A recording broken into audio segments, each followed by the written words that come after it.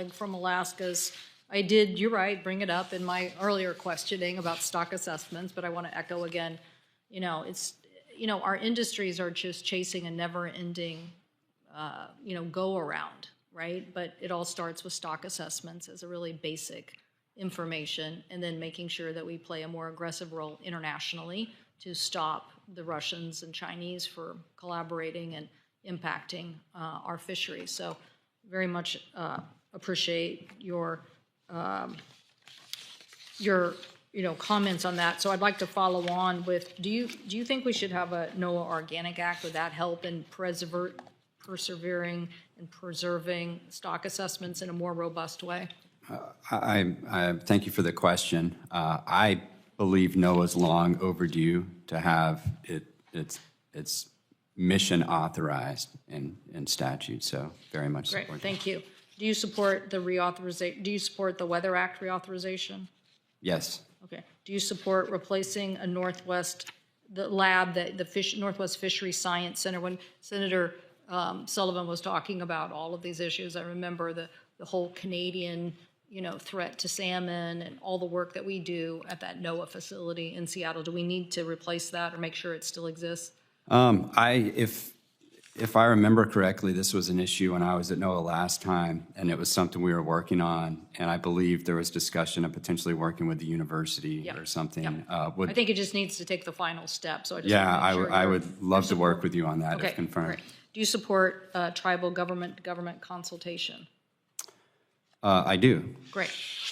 I do think that's something that is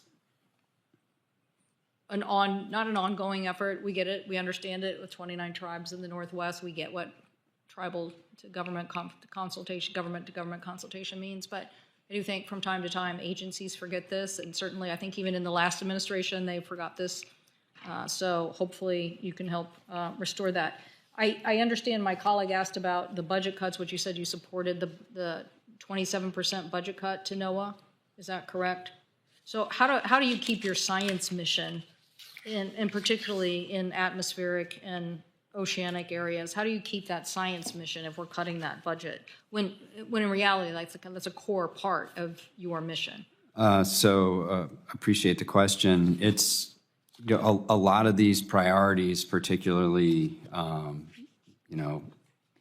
weather forecasting and things we've been discussing all day. Some of that's being transferred to the Weather Service. It's my hope for certain things that we're looking at to basically fulfill the mission requirements of the forecasting capabilities, that the Weather Service takes over a lot of that. Some other aspects transferred to the Ocean Service. Okay, so you think that the missions are going to be preserved, just preserved somewhere else? Yes, it's my objective to make sure that NOAA fulfills their mission requirements.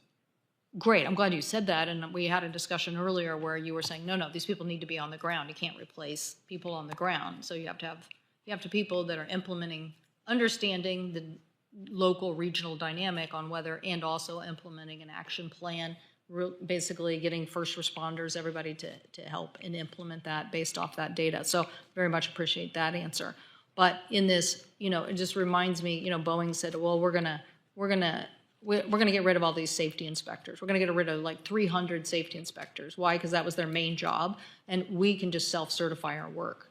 Well, that didn't turn out very well because they missed a lot. Because it turned out that those safety people actually were doing something really critically important. In fact, they tried to automate parts of it, and that turned out to be a disaster, and so they changed it. So I'm cautioning you, and I don't agree with the Trump administration proposal on cutting these programs. I think there are essential scientific search information. I'm all for elevating the game. I have been for years, elevating with more supercomputing and certainly using, I think one of the things that we can do is get better information so that forecast is 2 weeks in advance. Or why are we cutting these weather balloons? I mean, the fact that the weather balloon is there to tell you the amount of moisture and the condition of the atmosphere. Why was that so important for us with fires? Because the land was getting so dry, a lightning strike that may not have caused a problem now all of a sudden causes a problem. So the critical nature changed, and we had to understand that. So I hope that we're not thinking that we're just going to like put weather up here in some big, oh, we have this really great way of getting information like from the private sector or somehow, and we're not going to play this critical role. I don't know, Mr. Jordan, you're shaking your head or nodding, so I don't know if you have a thought on this, but we can't just shift these resources somewhere else. We have to own them. NOAA has to own them. They have to own weather forecasting. We need it to be better, but we can't transfer some of it out and then say that's somebody else. Mr. Jordan. Thank you for the opportunity to provide a comment. So I agree. I was shaking my head in agreement with you. Yes, the weather forecasting is very important. America has a robust American private weather industry that really amplifies the work that NOAA does, but it is very important for NOAA to do its weather forecasting mission. Okay, well, how do we preserve that in a budget? I believe looking at the budget, again, not at NOAA, looking at it from the outside, I see the Weather Service mission, the line office, is preserved. But what about all the work they do to understand? Within the Weather Service? Yes. The budget, I believe, funds the Weather Service.